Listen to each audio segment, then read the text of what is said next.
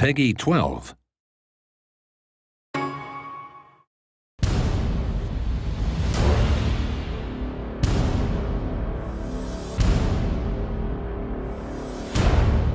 Hi, this is Tim Schwalk, producer on Heroes of Ruin at InSpace, and today we're going to focus on multiplayer gameplay and the Gunslinger. So here I am as a gunslinger in the Frost Reaches in the second half of the game.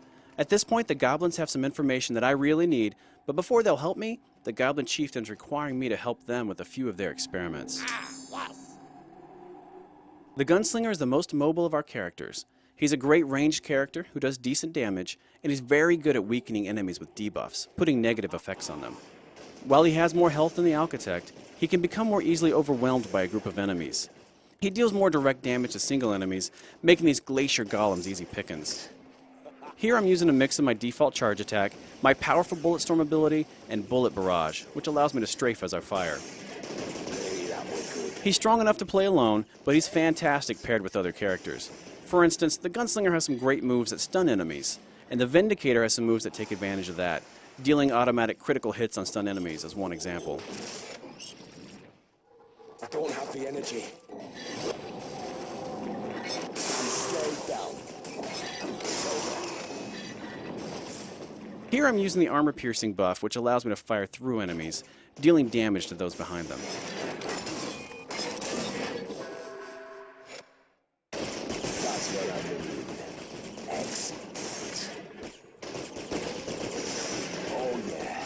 Oh yeah. Hey, that was good. I'm scared down. Here you can see how our seamless multiplayer experience works.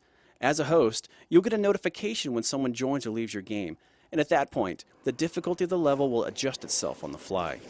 Up to 3 others can join my game, either locally or over Wi-Fi, and these can be either friends or strangers. You can voice chat with friends over Wi-Fi, and you can even talk to non-friended players if your system's parental control settings allow for it.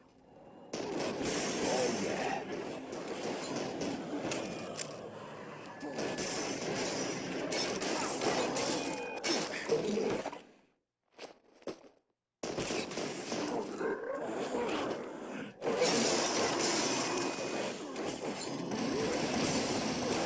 That's what Once I we need. clear out these enemies, we're going to face the giant ghoul Iron Fist. He shouldn't present too much of a challenge for us. Deserved. Here's an example of a simple strategy you can use when you combine a ranged character with a melee character. The Savage can keep enemies at bay with his strong melee attacks while the Gunslinger fires at them from a safe distance. There are, of course, more in-depth strategies where specific powers are concerned, but this is a tried and true way to combine forces. At this point, the Goblin Chieftain and his scientists are going to bring together all of the knowledge we've helped them gather through the experiments, and they're going to try and create their very own hero. As with all battles in the game, this one actually becomes more difficult as additional players join the fray. Of course, with additional allies, you open yourself up to all sorts of strategic advantages.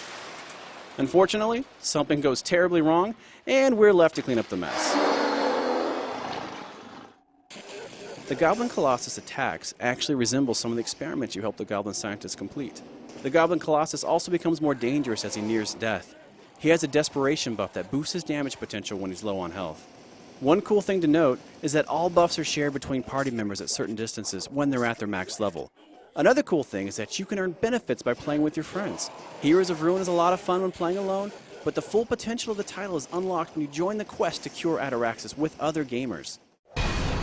Watch for Heroes of Ruin, coming soon exclusively to the Nintendo 3DS.